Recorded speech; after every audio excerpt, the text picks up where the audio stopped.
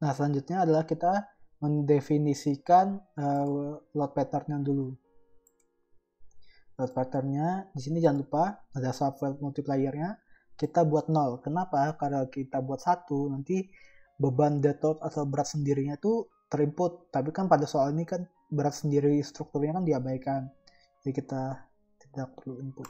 Lalu kita modify, terus kita input lagi live load.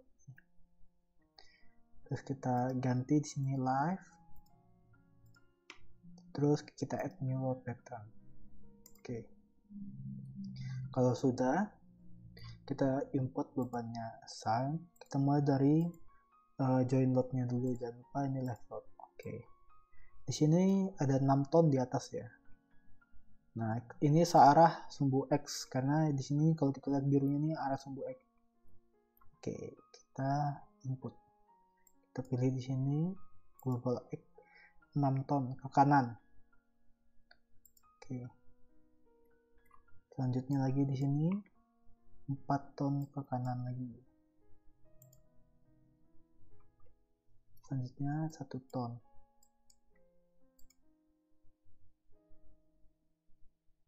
Oke, beban lateralnya sudah. Selanjutnya kita input beban terpusat di membernya. Nah, di sini kan ada dua nih, ada joint load atau frame load nih, apa bedanya? Walaupun di frame load kan ada point loadnya juga. Nah, kalau memang bebannya adalah di frame, maka kita definisikannya frame load ya teman-teman. Kalau bebannya juga di joint load, misalkan di joint kayak tadi, kita definisikannya sebagai joint load. Nah, pada soal ini kan di frame nih, di membernya. Jadi kita frame load terus point. Seperti biasa, live load, arah global, arah gravity karena kita ke arah ke bawah ya. Selanjutnya di sini ada relative and absolute distance-nya. Kalau relatif dalam satu panjang bentang itu didefinisikan sebagai satu ya. Jadi ketika kita pengen taruh di tengahnya berarti kita di sini inputnya 0,5. Kalau kita input seperempatnya berarti seperempatnya kita tulis. Tapi kalau absolute di sini kita adalah sebagai bentangnya, misalnya bentangnya 6 meter, kita tulis 6 meter, bebannya di tengah, misalnya 3 meteran, kita tulis 3 meter. Nah, contohnya sini saya pakai absolute. Di sini pada 1 meter awal, ini saya taruh 1 meter, bebannya itu 2 ton. Terus pada 1 meter, berarti sini 4 meter. Berarti di sini adalah 2 ton juga. Oke, kalau sudah kita apply live load. Oke. Nah, ini teman-teman. Selanjutnya adalah beban di sini lagi. Di barangnya nih sama. Nah, di sini kita ganti saja jadi 0 jadi 0. Di sini bebannya 1. Kita apply. Oke. Nah, selanjutnya ada momen nih. Bagaimana cara input momen? Cara input momen di sini. Left load. Terus ini load type-nya kita ganti momen ya. Nah, lalu di sini load direction-nya itu arah mana yang sebenarnya kan? Kita ambil saja global kan, karena kita tadi kan udah cek nih. Ini arah sumbu X, sumbu Z. Berarti yang tegak lurus ke belakang adalah sumbu Y. Berarti yang memutari sumbu Y, karena momen ini kan memutari sumbu Y nih, searah jam-jam ya. Nah, jadi kita taruh di sini arah sumbu Y. Ini bebannya adalah di 2,5 meter. Kita tulis 2,5 meter. Searah jarum jam atau positif kita taruh 2. Jangan lupa di sini add to existing loads ya teman-teman, karena kalau tidak dia akan mereplace nanti. Nah, terus kita pilih dulu member ini. Nah, baru kita play. Nah, di sini sudah terinput momennya. Selanjutnya adalah yang di sini sama frame load, terus kita pilih point load. Di sini kita taruh saja, saya pakai relatif, terus di setengah bentang. Ada 4 ton ke bawah. Jangan lupa di sini adalah kita menggunakan global. Ini kita ganti lagi, terus searah gravity karena searah bawah. Ini kita ganti 4 tadi. Oke, kalau sudah pastikan benar, kita apply. Nah, selanjutnya lagi di bentang sebelahnya adalah di 1,5-nya.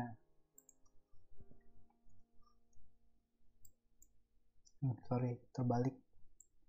Kita import loadnya 3. Kalau sudah, kita apply. Oke, beban terpusatnya sudah terinput semua. Selanjutnya adalah kita menginput beban ini ya, beban merata. Kalau beban merata berarti kita frame load, terus kita distributed. Nah, di sini kita input dulu ya beban segitiga yang di bawah sini. Kita pilih dulu member yang ini. Kita menggunakan relative distance. Nah, di sini dari manakah kita memulai menghitung jaraknya, dari atas ke bawah ke atas atau atas ke bawah? Karena kita kan gambarnya kan dari bawah ke atas ya teman-teman. Jadi kita menggunakannya dari bawah ke atas juga, karena dari node I selalu ke node J. Oke, jadi kita pilih relative distance-nya kita 3 ton, satunya 0. Jadi ini kita pilih, kita buat 1 semua. Terus kita add to existing load. Nah, jangan lupa, terus ini arahnya adalah arah X force. Oke. Nah, ini akan mengarah ke kanan, beban segitiga. Selanjutnya adalah kita input beban yang uniform dulu ya, yang di atas ini. Nah, di sini kan uniform nih. Kita ambil cara cepatnya saja. Di sini gravity, force, uniform load di sini. Kita input 1 ton meter. Pastikan di sini teman-teman udah hapus dulu ya. Nah, terus kalau udah kita apply. Nah, itu sudah terinput 1 ton. Terus di sini, nah ini kan ada beban 3, 1, dan 3 ya. Cara gampangnya adalah kita bikin dulu uniform load-nya. Kita buat 1 ton dulu per meter. Kita apply. Nah, selanjutnya adalah kita membuat 3. Berarti kan dari 1 ke 3 kan butuh 2 ton tambahan ya. Berarti ini kita hapus dulu 0. Terus kita select, terus kita buat lagi di sini 2. Berarti dari relative distance 0 sampai 2 kita buatnya 1-1. Dari 0 sampai ke 2 kita buatnya 1-1 ya teman-teman. Jadi ini 0 sampai ke 2 tuh ada 2 ton meter, 2 ton meter. Kita add. Nah, di sini ketambahan kan 3. Terus dari sini lagi nih. Berarti dari 4, anggap saja nih ya, ini 4 sampai 6. Ini 0, 0. Ini kita tambah 2. Ini juga 2. Kalau sudah, add to existing load, terus, nah ini teman-teman. Terus beban trapesium nih bagaimana? Sama saja. Kita memanfaatkan fitur yang tadi. Nah, ini kan 0 sampai 2, 0 sampai 2, terus 2 sampai 4, 4 sampai 6. 0 sampai 2, 1 ton. Ini 1 ton, terus di sini 0. Kita add existing load, terus tada. Nah, ini. Loadnya juga sama, beban segitiga. Berarti 0 sampai 3. 3 sampai 0. 3 sampai 6 di sini. Nah, di sini kan 2 ton meter, 2 ton meter. Kita apply. Beban segitiga selanjutnya sama, itu 2 ton meter ya. Berarti dari 0 sampai 5. Ini 5. Kita isi saja 5, tapi ini ingat teman-teman harus dikosongin ya. Terus ini 2. Oke. Kalau sudah, kita tinggal input beban di atapnya. Beban di atap ini kita sama seperti tadi. Kita input yang kanan dulu. Yang kanan ini kita assign frame load distributed. Nah, terus bagaimanakah caranya, kan bebannya miring nih. Ya, kita manfaatkan tentang yang tadi lokal axis. Karena pada sub ini kan ada dua, global dan lokal. Kalau global kan X, Y, Z. Kalau lokal kan berdasarkan kita menggambar batangnya atau membernya. Nah, selanjutnya kita ambil ke arah ini adalah arah 2 karena arah 1 adalah searah dengan kita menggambarnya. Arah 2 adalah tegak lurus dari sumbu 1 dan berlawanan jarum jam. Berarti kan kalau sumbu satunya ke kanan sini, lokal 2-nya kan ke atas ya. Nah, itu. Jadi di sini kita taruh uniform load. Jangan lupa karena di sini bukan searah gravity ya, lokal ini kan positifnya bukan arah gravity, tapi dia kan ke atas. Jadi kita beri minus 1. Nah, jika sudah kita apply. Oh sorry teman-teman. Nah, ini harus dinolkan dulu nih. Kalau udah replace saja. Kalau sudah kita replace. Tada. Selanjutnya adalah ini sama seperti itu, minus 1,5. Sudah kita replace. Selanjutnya di kanannya juga sama. Oke, selanjutnya adalah yang di kiri ini bagaimana? Nah, ini kita select dulu. Ingat ya, ini adalah beban searah dengan horizontalnya. Maka di sini kita harus mendefinisikan bebannya, berarti kan global ya. Nah, ini hati-hati, kan ada banyak nih, ada gravity projected. Karena ini searah dengan horizontalnya, yaitu 7 meter. Nah, berarti kita harus pakai gravity projected, berarti minus 0,5. Kalau sudah kita klik apply. Nah, ini oke, kalau sudah. Nah, gampang kan teman-teman? Selanjutnya adalah kita melihat dulu, kita sebagai engineer harus selalu mengecek hasil pekerjaan kita ya. Jadi kita cek dulu apakah bebannya sudah terinput semua. Caranya adalah display, terus show object not assigned. Jika dia join, kita lihat join. Nah, di sini dead load-nya tidak bisa di-apply. Kenapa? Karena kita tadi mendefinisikannya di load pattern-nya di live. Oke, kita apply. Nah, di sini kan terdefinisi 4, ini sudah benar semua. Terus kenapa di membernya nggak ada joinnya? Karena ya tadi kita mendefinisikannya adalah di frame-nya ya teman-teman. Jadi kita di sini, nah di sini kita pilih frame. Sama seperti tadi, dead load yang tidak terlihat, kita pilih live load. Ini, nah di sini current display system. Nah, kita lihat cek. Nah, kita cek beban terpusatnya sudah benar semua, beban meratanya sudah oke. Terus kenapa yang di atasnya ini kok tiba-tiba 0,17? Karena ini berdasarkan global ya. Kalau kita cek, coba kita cek global. Apakah dia bersama global? Ya.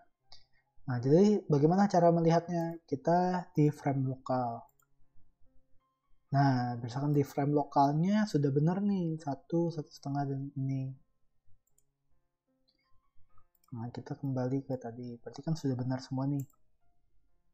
Nah, karena kan kalau bidang miring kan terproyeksi ya, ada arah vertikal dan horizontal. Kalau sudah oke. Terus kalau sudah, jangan lupa kita save dulu. Ya sudah saya save di sini, contoh saya sudah save. Selanjutnya adalah kita run saja. Ini saya tutup dulu, yang ini saya full screen kan ini. Nah, di sini kita run saja. Di sini deadload dan modalnya saya matikan karena ini tidak kita pakai. Modal ini kan buat nanti hitung gempa, karena kita kan tadi mendefinisikannya sebagai left load saja dan tidak ada gempa.